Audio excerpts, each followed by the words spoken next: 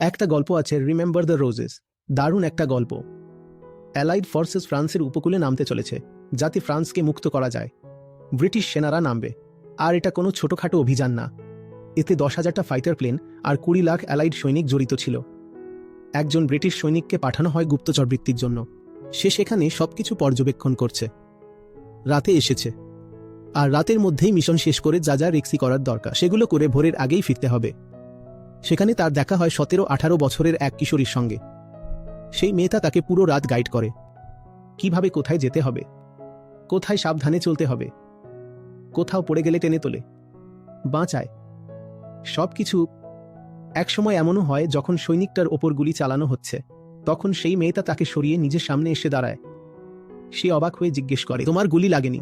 তখন মেয়েটা খুব ছোট কিন্তু গভীর একটা উত্তর দেয়, I been through fire before, I know this. সকালবেলা যখন সে ফিরে যাচ্ছে তখন বলে, যদি অ্যালাইড ইনভেশন সফল হয় তাহলে আমি তোমাকে কোথায় খুঁজব? মেয়েটা একটা জায়গার নাম বলে দেয় আর বলে, সেখানেই এসো। সে জিজ্ঞেস করে, তোমার জন্য আমি কি আনতে পারি? মেয়েটা বলে, কিছু চাই না, তবে লাল গোলাপ খুব পছন্দ। গল্পের দ্বিতীয় দৃশ্য আসে। অ্যালাইড ফোর্সেস আক্রমণ করেছে, ফ্রান্স মুক্ত হয়েছে, হিটলার পরাজিত হয়েছে এবং সেই জায়গাটাতে বড় উৎসব চলছে।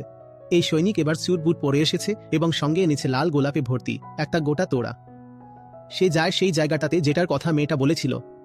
গিয়ে দেখে সেখানে জন অফ আর্কের একটি মূর্তি বসানো আছে এবং শতাব্দীর পর শতাব্দী ধরে লোকজন সেখানে লাল গোলাপি চড়াচ্ছে। কারণ জন অফ আর্ক ও তখন 17 বছরের একটি মেয়ে ছিল, কিন্তু ফ্রান্সের তরুণদের নেতৃত্ব দিয়েছিল যাতে তারা দাস না হয়ে যায়। লেখক এখানে গল্পটাকে একটু সেন্সেশনালাইজ করেছে ঠিকই, কিন্তু বাস্তবে জন অফ আর্ককে ইংরেজরা জীবন্ত পুড়িয়ে দিয়েছিল। এই কারণেই সে বলেছিল, আইভ বিন থ্রু ফায়ার বিফোর। যে দেশে 17 বছরের ছেলে মেয়েরা আগুনের মধ্য দিয়ে যেতে রাজি থাকে, সেই দেশকে কেউ দাস বানাতে পারে না।